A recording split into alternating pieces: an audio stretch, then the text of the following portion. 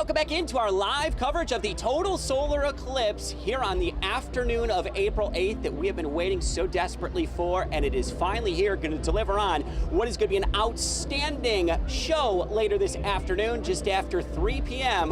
when we enter into totality. So here's what you need to know, and let's highlight this right away. When will totality be occurring here in Northwest Ohio?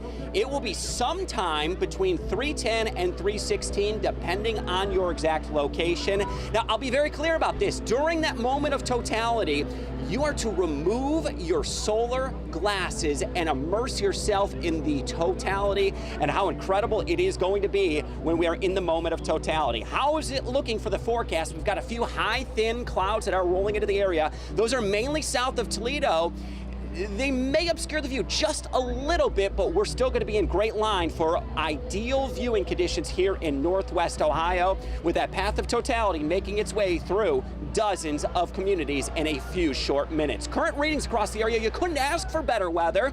Mid-60s, and now watch for this. As we enter into totality, temperatures are actually expected to drop a few degrees. Now, we have dozens of communities that are in that direct line of totality. This is the minutes in totality, and that center line that goes through Forest and Kenton over toward Tiffin and Bloomville and Norwalk are going to be close to 4 minutes of totality. Now, we're going to end up really great conditions because down across the state of Texas, here's the hour-by-hour cloud cover. They've got some pretty poor viewing conditions down across Texas and even into Arkansas. Much better conditions, even though there's some high, thin-level clouds moving into the area.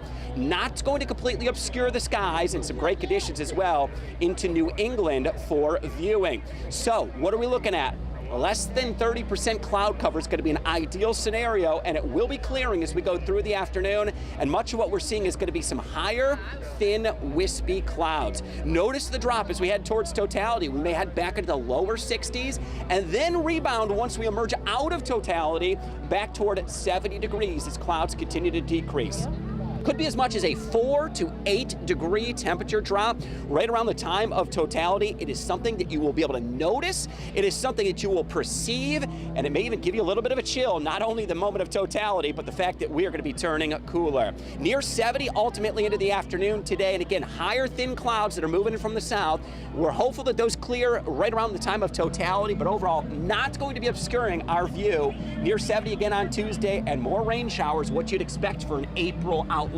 Yeah. We're just so fortunate that we're able to keep today not only entirely dry, but sky conditions, the feel, people are really enjoying this. They're getting together with friends and family, and they're really going to embrace this once-in-a-lifetime opportunity. I love it for this area, but I also feel for those folks who had plans in Texas, had plans in Mexico, had plans in the southern U.S., and it's just not working out. Not working out. We knew somewhere along the line of totality it was going to turn out to be a bummer. We just figured it would be here, into the Great Lakes or up into New England. It's a little ironic that Great Lakes and New England are going to be some of the best viewing, and Texas is going to be very iffy to poor. Yeah, and the wind, just a little bit of a kiss of spring still today. A little bit of a hint of spring, and it's rightly so. It should at this point. Not too hot, not too cold. You know, coming up in a little bit, we're going to talk about what we're going to experience during totality, because there's some really unusual things that I want everyone to know about. We were talking earlier about that. Can't wait to share more about what happens during totality and why it's just so incredibly amazing. The other thing we added to the set, and Chris, you brought this out, but we have a little ThermoPro here that's going to tell us the temperature. Once that totality happens, we want to watch wind speed, we want to watch humidity, we want to watch all those things, see how they react. It's somewhere between 4 to 8 degrees is what we expect. It's going to drop right when we head into totality. All right. Wow. Looking forward to that. Yeah, stay right there. We've got more to come here on this special edition at noon. We'll be back right after this.